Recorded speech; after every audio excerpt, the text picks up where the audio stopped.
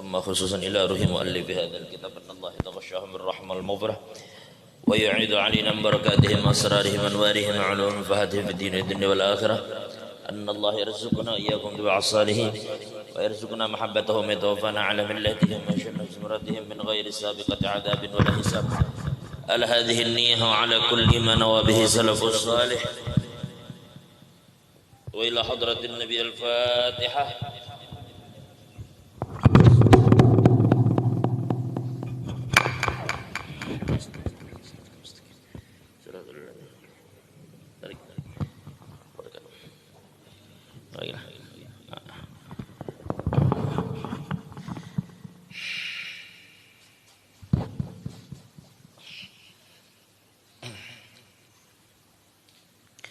Bismillahirrahmanirrahim. Alhamdulillahi rabbil alamin.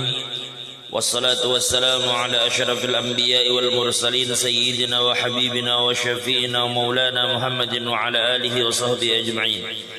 Qalu subhanaka la ilma lana illa ma 'allamtana innaka antal alimul hakim wa la hawla wa la quwwata illa billahil aliyyil azim. Rabbi shrah li sadri wa yassir li amri wa hlul 'uqdatam min lisani yafqahu qawli. Wa qala al muallif rahimahullahu ta'ala wa nafa'ana bihi wa bi'ulumihi fid dharain amin. Alhamdulillah, segala puji hanya milik Allah yang telah mengumpulkan kita bersama-sama di masjid ini dalam keadaan sehat walafiat. Salawat dan salam kita haturkan kepada junjungan kita Nabi besar Muhammad sallallahu alaihi wasallam, kepada keluarga beliau, sahabat, serta orang-orang yang rela meneruskan perjuangan beliau hingga hari kiamat.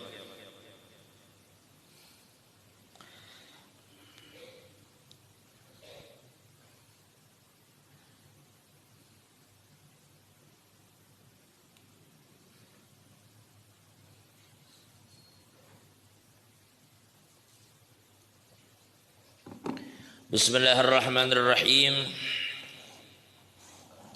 Alhamdulillah, malam ini kita kembali berkumpul di bulan Rabiul Akhir.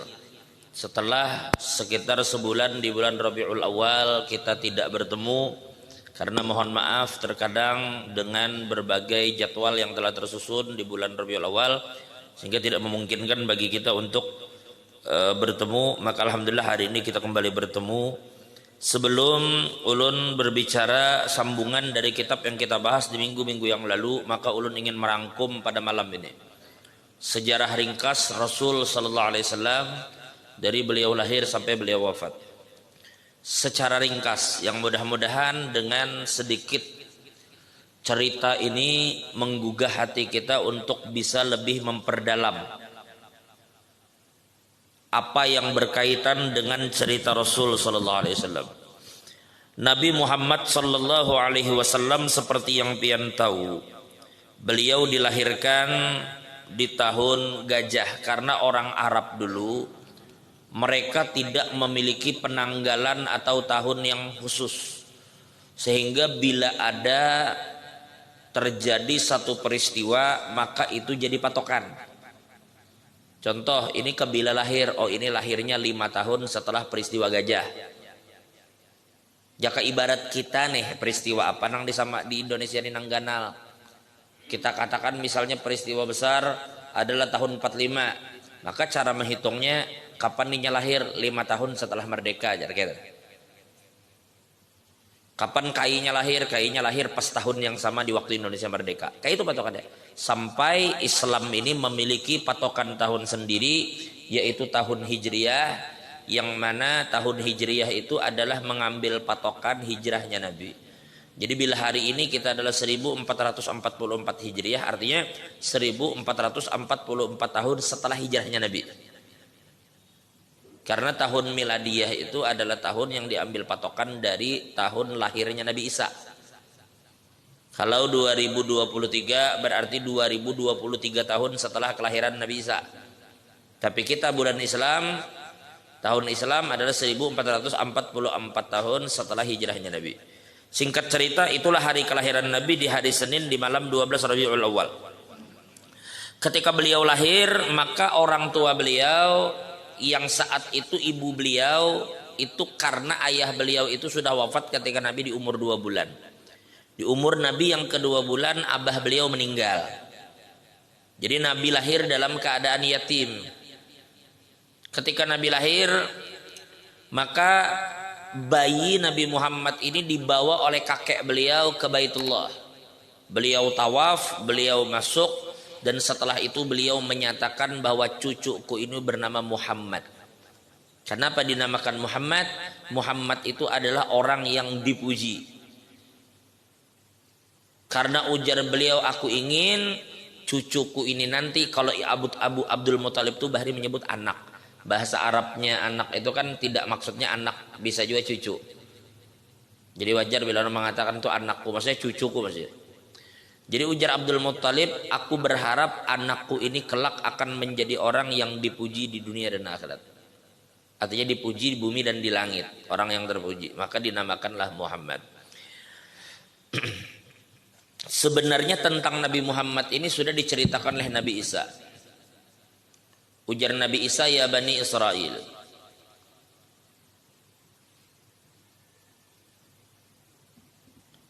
inni Rasulullah ilaikum, sesungguhnya aku ini adalah Rasul yang diutus Tuhan kepada kalian. Musaddiqan lima baina yadayya minat Taurat, yang mana aku bertugas untuk membenarkan apa yang tertuang di dalam Taurat. Makanya Nabi Isa itu membawa Injil, tidak merevisi Taurat, tapi melengkapi Taurat. Makanya ada perjanjian lama dan perjanjian baru. Kedua-duanya dipakai. Karena Nabi Isa tidak meralat atau merevisi hukum Musa. Inni Rasulullah ilaikum musaddiqan lima bayna yadayya minat Taurat. Jadi aku bertugas untuk membenarkan apa yang terkandung dalam Taurat, wa mubasyiran, dan aku ditugaskan untuk memberikan kabar gembira bagi kalian semua. Bi rasulin, dengan datangnya seorang rasul. Bi rasulin apa? Wa mubasyiran bi rasulin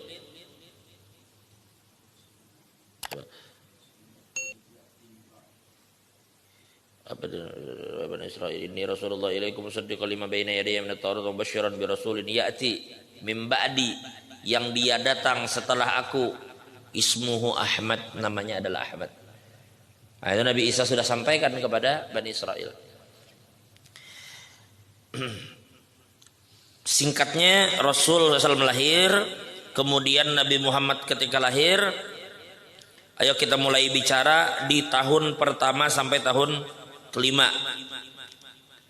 Maka yang pertama kali menyusui beliau adalah ibu beliau sendiri. Tetapi ketika Nabi kecil, kemudian Nabi Muhammad ini seperti kebiasaan orang Arab, anak-anak ini dibiarkan menyusui di perkampungan-perkampungan. Karena di saat itu dianggap udaranya lebih bagus, kehidupannya lebih baik, pergaulannya lebih baik.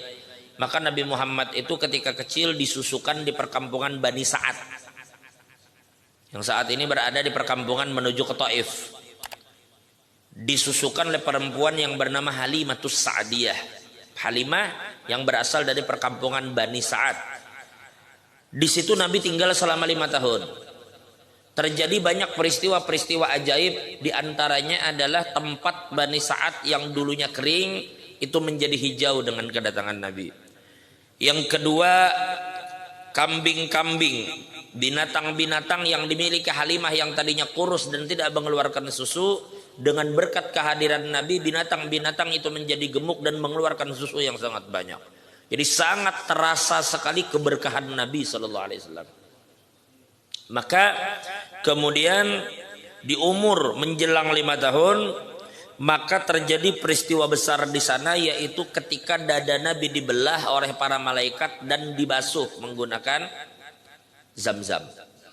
Jadi hati Nabi dibelah dan dibasuh. Dibasuh bukan dalam rangka untuk membersihkan hati Nabi dan kita pikir hati Nabi kotor, tidak. Tetapi untuk menambah kesucian itu. Dan ulama mengatakan, sebagian ulama ahlul haqiqah mengatakan, bukan hati Nabi yang menjadi mulia karena disiram Zam-Zam, tetapi zam-zamnya menjadi mulia karena bersentuhan dengan hati Nabi sallallahu alaihi wasallam. Nah,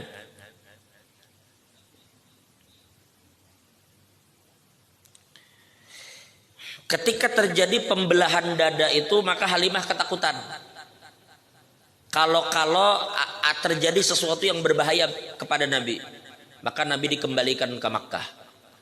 Maka di umur 5 tahun Nabi Muhammad kembali ke kota Makkah, dikembalikan kepada ibu beliau, dan di waktu-waktu yang sama juga lahirlah Sayyidina Abu Bakar Siddiq radhiyallahu anhu. Jadi Nabi Muhammad lebih tua daripada Sayyidina Abu Bakar. Masuk ke tahun ke-6, Nabi bersama ibu beliau berkunjung ke kota Madinah untuk menemui keluarga daripada ayah Nabi. Dan memang abah Nabi meninggal ketika sedang mengikuti kafilah dagang. Dan wafat di Madinah abah Nabi. Jadi mama Nabi itu berziarah membawa Nabi ke sana, selesai dari sana bulik sampai di perkampungan yang bernama Abwa, maka mama Sirin sakit dan wafat dan dikuburkan di sana. Jadi Abwa itu adalah jarak yang sekitar 45 menit dari Badar. Sekitar 45 menit dari Badar. Yang berarti lebih kurang sekitar 3 jam atau 4 jam dari Madinah untuk sampai ke Abwa. Nah, wafat di sana. Kemudian Nabi Muhammad dibawa kembali ke Mekah oleh yang namanya Ummu Aiman. Ummu Aiman ini menyertai Rasul bersama ibu beliau di dalam perjalanan. Karena ibu beliau meninggal, maka Ummu Aiman lah yang membawa Nabi, dan nama beliau adalah Barakah. Maka beliaulah yang mengasuh Nabi. Nah, di tahun ke-6 ini lahir sahabat Nabi yang bernama Sayyidina Utsman. Jadi umur Nabi 6 tahun lahir Sayyidina Utsman. Berarti Nabi lebih tua daripada Sayyidina Utsman itu 6 tahun. Kelak Sayyidina Utsman ini akan menikah dengan anak Nabi, wafat satu, dinikahkan lagi dengan yang satu, sehingga beliau mengawini 2 anak Nabi, sehingga digelar dengan Dzun Nurain atau orang yang memiliki 2 cahaya, karena menikahi 2 anak Nabi sallallahu alaihi wasallam. Tahun yang ke-7, sekarang umur Nabi 7 tahun, maka Nabi berpindah kepada asuhan kakek beliau sendiri, yaitu Abdul Muttalib. Tetapi tidak lama lah, di tahun itu juga, di tahun ke-7 datang para utusan dari Yaman beserta para kuhan. Kuhan itu jaka bahasa kita tuh kayak paranormal. Kayak bahasa apa sih sana-sana orang nyebut Pak? Orang pintar ya, dukun. Orang-orang paranormal lah. Para paranormal. Jadi ketika dia datang, maka para dukun-dukun paranormal yang melihat Nabi itu, mereka tahu ciri-ciri kenabian itu.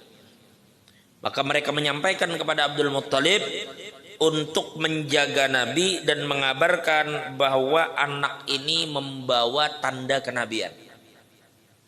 Nah, berarti Abdul Muttalib itu sudah tahu. Ketika umur Nabi berumur 7 tahun. Di umur 8 tahun wafat pakai Nabi tadi. Hingga Nabi hidup dengan paman tidak sampai 2 tahun. Tidak sampai 2 tahun dengan Kai. Karena sampai 2 tahun meninggal Kai, lalu Nabi berpindah lagi ke paman. Hidup lawan paman sejak umur 8 tahun. Coba pengen fikir. Bisa ada manusia kehadiran beliau itu merubah tatanan dunia, sampai dikatakan ketika Nabi Muhammad itu berhijrah ke Madinah, itu orang Islam di Madinah itu totalnya hanya 1000-an aja, 1500 orang ketika Nabi berumur 53 tahun. Begitu Nabi berdiam di Madinah 10 tahun, maka semua sahabat Nabi di ketika beliau wafat itu totalnya sudah lebih dari 100.000 orang, ujar Imam Abu Zur'ah. Artinya berkembang lebih dari 100.000. Suatu perkembangan yang sangat pesat jika diukur untuk zaman itu. Penduduk Madinah aja di masa itu cuma 10.000. Ketika Nabi datang lah, begitu Nabi Muhammad wafat, yang mensolatkan Nabi di Madinah itu totalnya 30.000. 30.000. Padahal awalnya datang cuma 10.000, itu pun bergabung antara Yahudi dan penyembah berhala. 1.500 yang Islam, berubah menjadi 30.000 di Madinah dengan sisanya di Mekah dan di kota-kota lain, yang bertotal lebih dari 100.000 orang. Besar kan, pesat. Sampai hari ini kaum muslimin berjumlah miliar. Tidak terhitung orang-orang yang mati. Maka kalau kita fikir, kenapa Rasul ini dari lahir tidak melihat bapak, bahkan tidak sempat lama hidup lawan Kai? Karena itu ujar ulama untuk menutup celah orang menghembus keraguan ke kita. Karena bila Nabi dari kecil disayangi bapak, hidup dengan bapak, ditambah lagi bapak dan Kai adalah orang mulia, maka orang mengatakan wajar aja Muhammad begitu aja. Kenapa? Karena Kai dan bapaknya memang memberi perhatian lebih. Ini kada bapak meninggal ketika lahir, sudah meninggal bapak. 2 tahun, 2 bulan Nabi dalam parut, bapak saya meninggal sudah. Habis baru lahir, hidup dengan orang, dengan Halimah Sa'diyah. Imbah itu pulang umur 5 tahun, bulik ke mama, setahun aja lawan mama meninggal. Meninggal mama, hidup lawan Kai, kada sampai 2 tahun Kai meninggal. Pindah-pindah. Nah makanya di sini membuktikan benar apa yang Nabi katakan, ada bani Rabbi, aku ini dididik langsung oleh Tuhanku. Fa ahsana ta'dibi, maka Allah memperbaiki didikannya kepadaku. Jadi Nabi itu berada dalam didikan Tuhan langsung. Karena kita melihatlah anak apabila ia yatim, atau apalagi yatim piatu dan seterusnya, nah itu tentu kita katakan kuranglah kasih sayang yang ia dapatkan dan perhatian yang ia dapatkan untuk pendidikan kurang. Ada yang kurang. Tetapi Nabi ditambah lagi dengan keadaan masyarakat Quraisy saat itu yang bukan Yahudi, bukan Nasrani loh. Mekah itu pure penyembah berhala. Mekah itu pure penyembah berhala. Kalau Madinah, iya ada orang Yahudi. Mekah ada, Mekah itu tulen penyembah berhala. Lalu ketika Nabi Muhammad dewasa, ditanya tentang Ashabul Kahfi, ditanya tentang Dzulqarnain, ditanya tentang cerita peristiwa-peristiwa dahulu oleh orang Yahudi yang menguasai kitab, Nabi bisa menjawab. Di mana Nabi tahu kalau bukan wahyu yang turun dari Tuhan? Kabar itu di mana Nabi tahu? Kalau Nabi itu lahir di Romawi, mungkin orang katakan wajar Nabi Muhammad begitu. Kenapa? Karena Nabi Muhammad dididik dari kecil di lingkungan yang terpelajar. Kalau Nabi Muhammad lahir di Persia, mungkin orang katakan itu filsafat mewarnai Nabi. Tapi Nabi Muhammad lahir di Arab yang notabene masyarakatnya jahiliyah. Datang manusia membawa peradaban yang sampai hari ini masih ada dan terus ada sampai kiamat. Kan luar biasa, menunjukkan bahwa beliau itu adalah benar-benar seorang nabi bagi orang-orang yang mau berpikir. Lalu di umur 11 tahun dibelah lagi dada Nabi. Nah, jadi dada Nabi itu tidak hanya dibelah sekali. Ketika beliau umur menjelang 5 dibelah, di umur 11 dibelah, nanti ketika akan Mi'raj lagi-lagi dibelah. Di umur 12 tahun inilah peristiwa terjadi ketika beliau dan paman beliau berangkat ke Syam. Syam itu hari ini meliputi banyak negara, di antaranya Jordan, di antaranya Suriah, di antaranya Palestina, itu bagian dari Syam. Sesampainya Nabi di sana, Nabi ini umur 12 mengawani paman berdagang karena hidup 4 paman. Sesampainya di Syam, ada sebagian ulama mengatakan tepatnya di Jordan hari ini, kerajaan Yordania. Nabi Muhammad itu berjalan bersama paman, maka ternyata di sana ada seorang pendeta yang bernama Buhairah.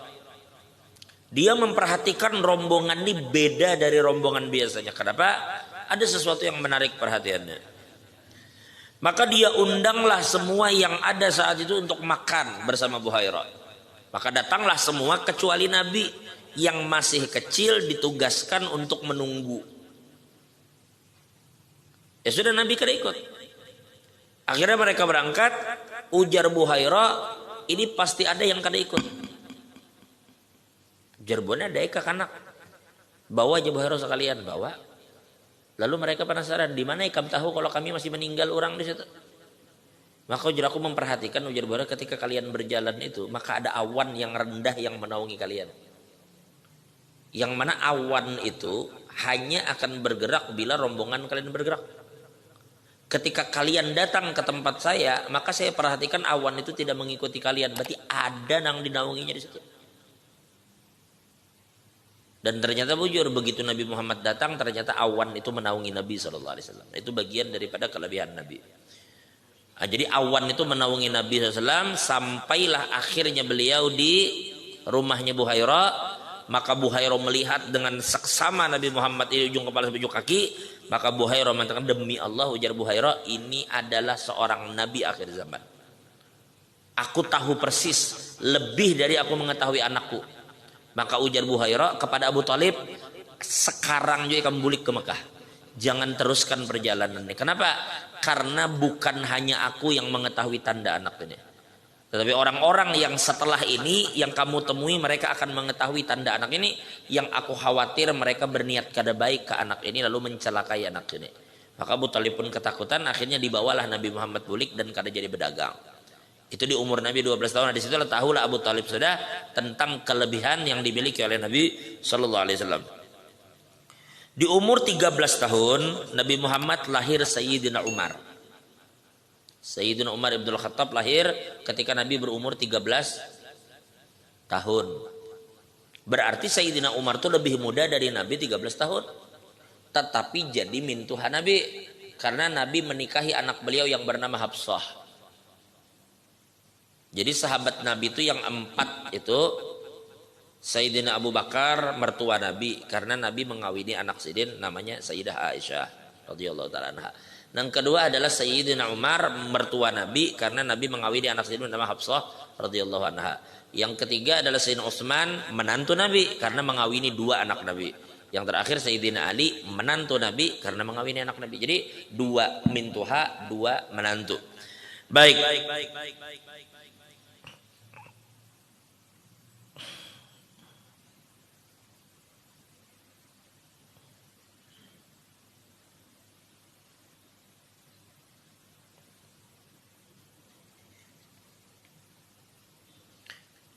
Dan ada juga anak Nabi Muhammad itu yang kawin dengan anak Abu Lahab. Ada. Tetapi kemudian dicerai setelah turun tabbat siada Abi Lahab wa tab. Lalu tersinggung keluarga Abu Lahab rupanya.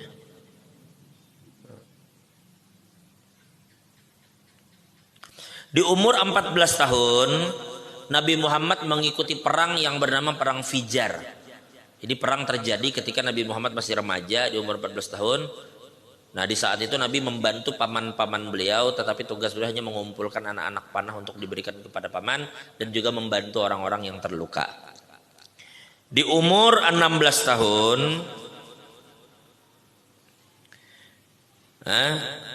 Nabi Muhammad pernah berangkat menuju Yaman untuk mengikuti paman beliau yang bernama Zubair dan Abbas. Sayyidina Abbas itu paman Nabi, Nabi mengawani menuju ke Yaman. Jadi masa muda itu menkawa memang manusia itu jangan tekungkung. Tetapi ujar bahasa Banjar itu belalah yang berfaedah. Entah belalah menuntut ilmu, itu lebih bagus. Menuntut ilmu kemana? Ke Jawa sana menuntut ilmu. Kemana? Ke Banjar kemana? Di umur-umur 15 tahun, di umur 16-17 tahun. Karena itu akan mendatangkan pengalaman. yang akan sangat bermanfaat bagi anak itu di kemudian hari. Hendaklah inya menuntut ilmu. Karena selain inya belajar ilmu, inya akan belajar cara hidup orang di tempat-tempat yang berbeda-beda. Itu karena mempengaruhi kebijaksanaannya. Yang di umur 52, kita loncatilah karena banyak sekali ini panjang. Di umur 25 Nabi Muhammad ini mulai dipercaya untuk membawa dagangan Sayyidah Khadijah. Karena Sayyidah Khadijah ini pedagang sukses. Kalau berbicara tentang Sayyidah Khadijahnya sendiri itu karena kita punya waktu sendiri mungkin, insyaallah di waktu yang lain. Tetapi Sayyidah Khadijah itu pedagang sukses dan beliau itu sudah 2 kali menikah. Pernikahan pertama suami beliau wafat, pernikahan kedua suami beliau wafat, dan yang ketiga banyak sekali yang mencoba melamar beliau tetapi tidak terbuka hati beliau untuk menikah yang ketiga kalinya. Sampai pada akhirnya di dalam perjalanan itu mereka berdagang. Ada kadang menuju ke Yaman, kadang-kadang beliau menuju ke Syam. Setiap kali Nabi datang selalu membawa keuntungan yang tidak pernah bisa disamai oleh pegawai yang lain. Nabi membawa keuntungan yang tidak pernah terjadi sebelumnya dan tidak pernah dilakukan oleh siapapun.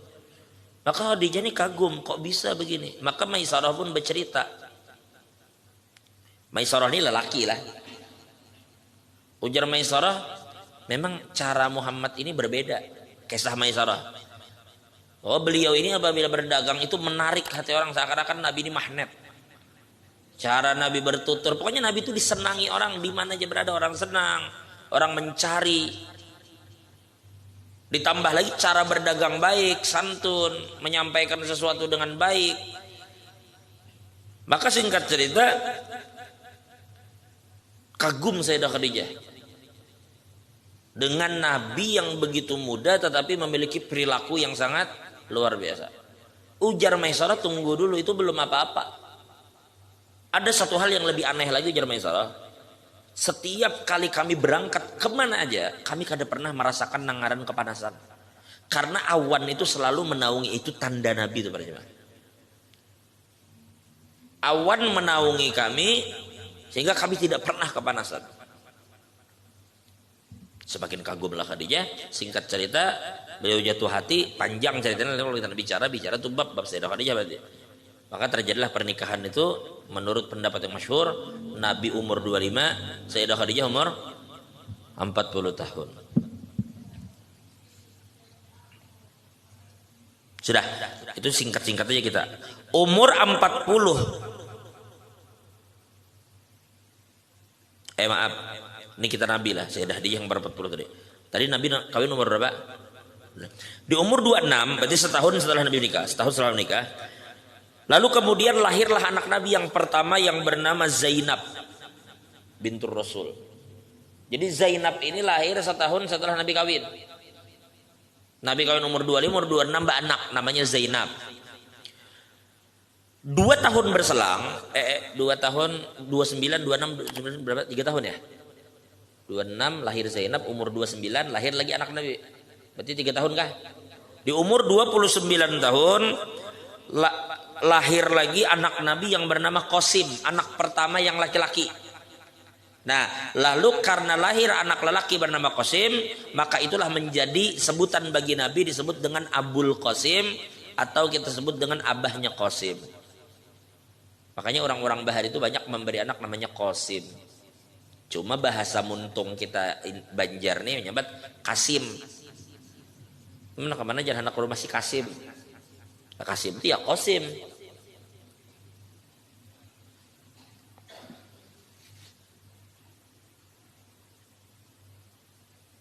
Berapa anak Nabi dah? Di umur 30 tahun Nabi lahir Sayyidina Ali. Jadi Sayyidina Ali dan Nabi itu selisih umur 30 tahun. Jadi Nabi umur 30, anak sudah 2, lahir Sayyidina Ali. Karamallahu wajhah. Ketika Nabi lahir, ketika lahir Sayyidina Ali umur 30 itu Abu Thalib lagi ekonominya terpuruk. Karena Abu Thalib ini anak banyak, ekonomi sulit. Maka dari lahir Sayyidina Ali itu berada dalam asuhan Nabi. Jadi Sayyidina Ali itu dari kekanak Nabi yang melihara bersama Sayyidah Khadijah. Makanya nanti ketika Nabi Muhammad menyampaikan dakwah di umur 40, Sayyidina Ali itu berumur 10 tahun. Beliau itu termasuk orang yang pertama yang menyambut dakwah Nabi. 4 orang, Abu Bakar dari golongan dewasa laki-laki, Zaid bin Harithah dari golongan budak, pembantu, maksudnya pembantu Nabi. Beliau itu hidup bersama Nabi dari golongan budak, Zaid bin Harithah. Kemudian Sayyidina Ali dari anak-anak, kemudian Sayyidah Khadijah dari perempuan.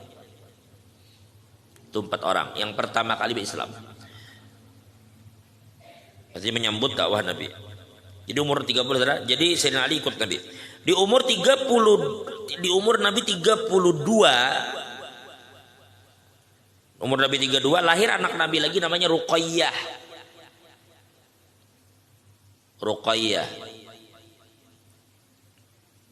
Baik. Di umur Nabi 35 terjadilah renovasi besar-besaran terhadap Ka'bah. Itu umur Nabi 35. Nah, inilah kejadian di mana orang-orang Quraisy itu hampir berkelahi gara-gara merabutakan siapa yang meletakkan Hajar Aswad ke tempatnya. Ka'bah, Hajar Aswad di sini, siapa yang mandak? Hampir bertikai. Maka mereka sepakat kalau begitu kayak ini, siapa orang pertama kali masuk masjid setelah ini kita lihat, kita tunggu siapa yang pertama masuk, maka dia yang kita sepakati meletakkan. Oke, jawabannya. Sekalinya yang datang pertama Nabi. Datang Nabi, maka melihat Nabi yang datang semua kesenangan. Coba sallallahu alaihi wasallam Muhammad.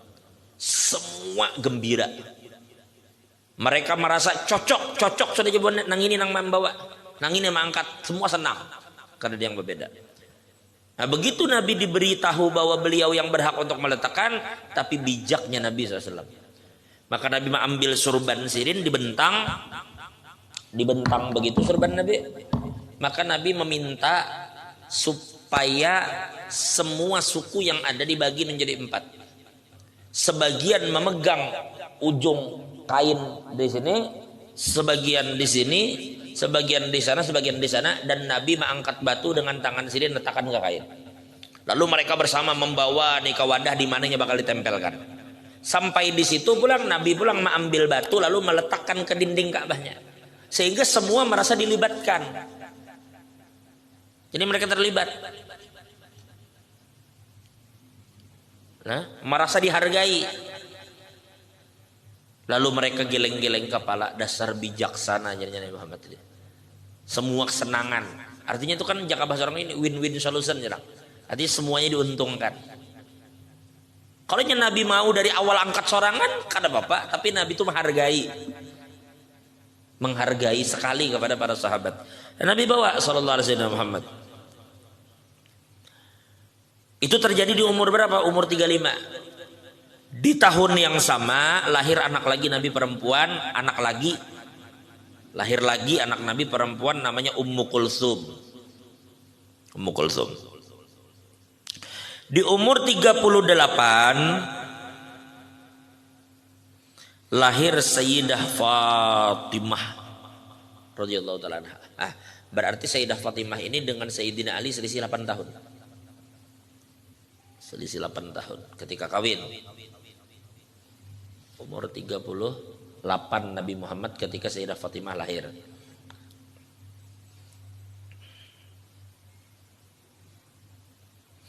Ini Sayyidah Fatimah ini ketika lahir. Ini anak Nabi yang perempuan yang paling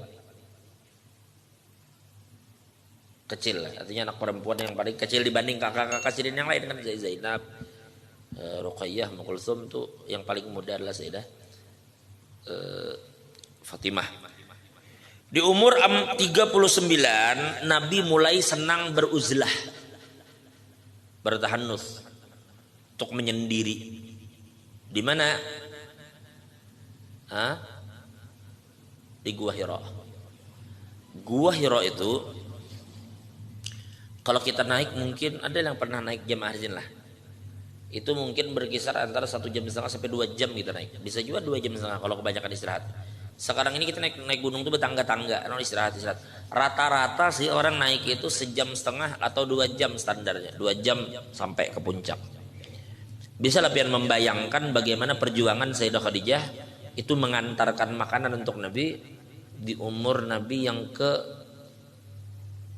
40. Berarti Sayyidah Khadijah itu umur berapa tuh? Umur saya 15 tahun, 55 lah. 55.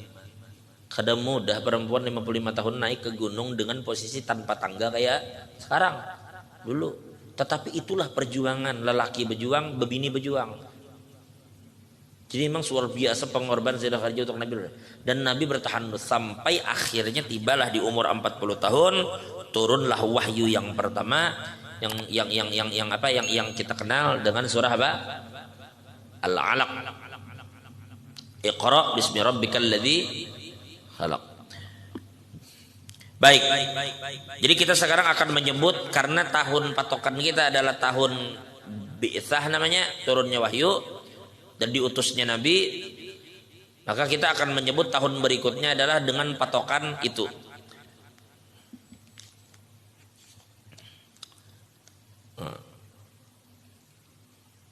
Jadi Nabi berdakwah setelah umur 40 itu Nabi berdakwah selama 3 tahun tuh sembunyi-sembunyi. Jadi memang belum ada perintah untuk berdakwah terang-terangan, hanya mendakwahi nang parak. Ya ini Sayyidina Ali masuk yang mengikuti Nabi, Sayyidah Khadijah, Sayyidina Abu Bakar, Sayyidina Zaid bin Harithah radhiyallahu anhum ajma'in, mereka ikut Nabi.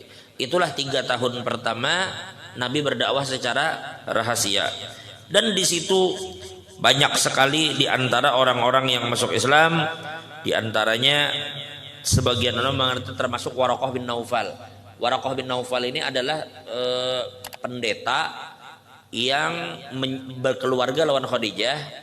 Ketika Nabi Muhammad itu dapat wahyu, beliau dibawa oleh Khadijah ke rumah Waraqah bin Naufal. Ujar Khadijah kepada Waraqah, Waraqah ikam dangarin pandir anak pamanmu ini. Artinya dangari pandir laki guna. Lalu Nabi menceritakan. Maka Waraqah langsung mengatakan, ujar Waraqah, demi Allah, ujar Waraqah, ini namusul akbar. Ini adalah malaikat yang agung. Ini adalah malaikat yang dulu dikirim kepada Musa. Dan ini juga yang datang kepada Isa.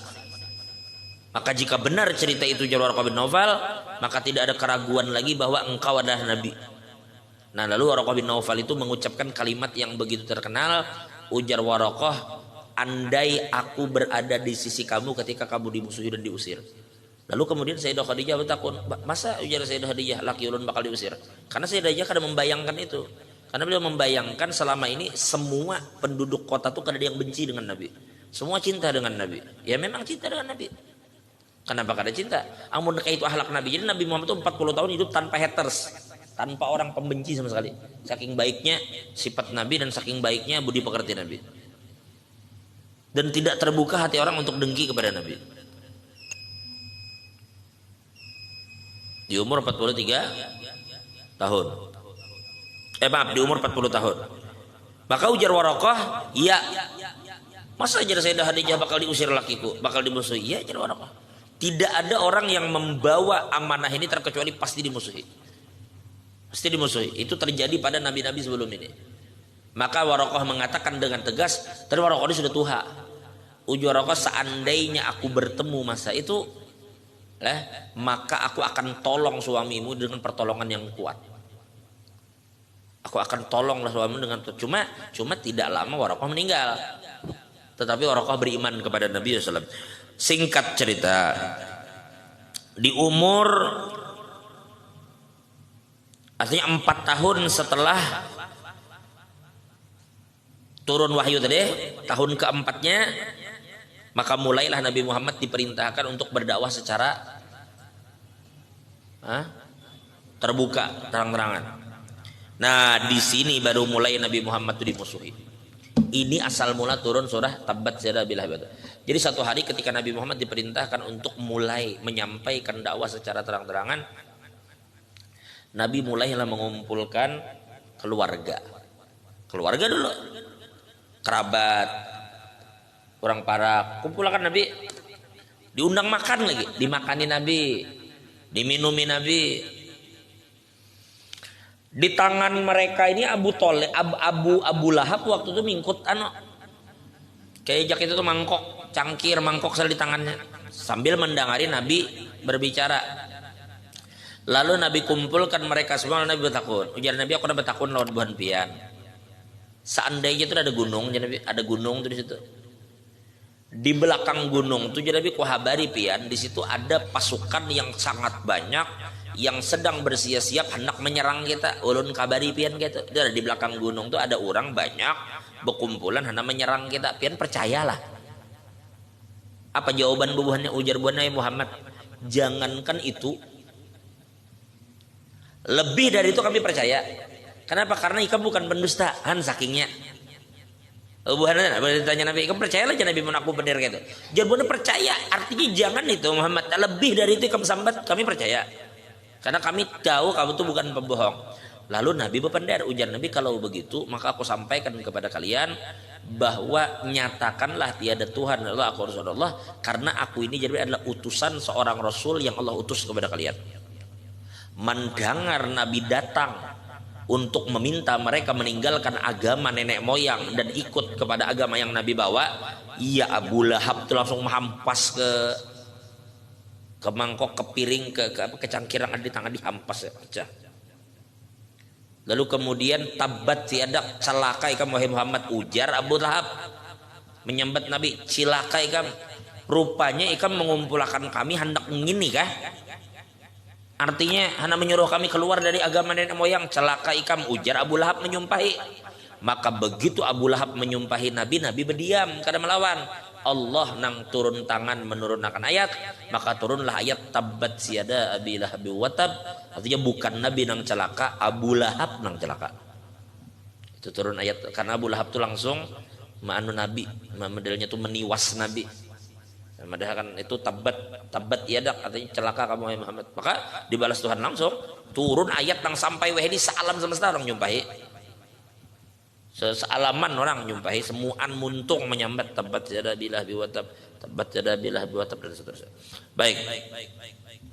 Itu umur 50 berarti 40 3 tahun, berarti sekitar 43-44 tuh lah.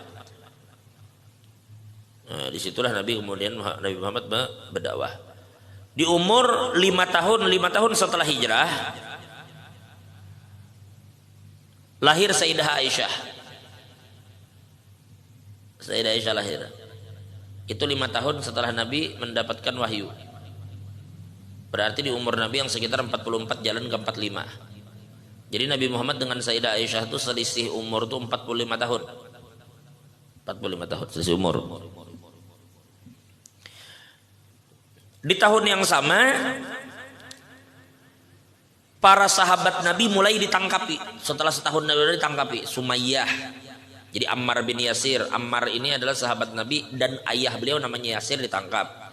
Mama Asirin namanya Sumayyah ditangkap. Jadi Sumayyah dan Yasir ini sama-sama disiksa, begitu juga dengan Sayyidina Ammar, bertiga-tiga disiksa. Sampai akhirnya Sumayyah dan Yasir ini meninggal dalam keadaan syahid, dan Sumayyah ini termasuk orang yang pertama kali meninggal mempertahankan agama. Nah, jadi abah mama Sayyidina Ammar itu meninggal, abah mama Sayyidina, karena mempertahankan agama. Sayyidina Ammarnya nanti meninggal di dalam perang Siffin ketika terjadi pertempuran antara Sayyidina Ali dan Muawiyah bin Abi Sufyan. Baik. Kemudian itu terjadi di 5 tahun setelah Nabi hijrah. Lalu di tahun itulah karena siksaan semakin berat, maka Nabi mengizinkan mereka berhijrah ke Habasyah. Hari ini adalah Ethiopia. Di umur Nabi Muhammad sekitar 44 jalan 45 itu, maka mereka berhijrah ke Habasyah, tapi Nabi tidak ikut. Dan di saat itu jumlah mereka hanya sekitar 11 laki-laki dan 4 perempuan. Berarti hanya 15 orang aja kasihan. Tulakan menuju ke Habasyah. Di antara yang berangkat adalah Utsman bin Affan dan anak Nabi nang bebini. Begitu juga dengan Zubair bin Awam. Zubair bin Awam ini kawin dengan namanya Asma. Asma ini kakaknya Sayyidah Aisyah. Jadi Sayyidah Aisyah berisi kakak namanya Asma, kawin dengan Zubair bin Awam. melahirkan anak namanya Abdullah bin Zubair, kemudian Abdurrahman bin Auf dan seterusnya. Di tahun yang sama mereka kembali lagi ke Mekah karena ada kabar penduduk Mekah sudah berislam. Sekalinya hoak, ada sekalinya orang Islam. Akhirnya apa? Akhirnya mereka kembali lagi. Nah begitu mereka kembali, tetapi jumlahnya lebih banyak, ada sekitar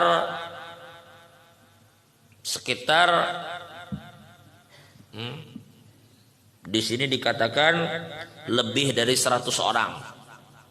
Lebih dari 100 berangkat yang dipimpin oleh Sayyidina Ja'far bin Abi Thalib.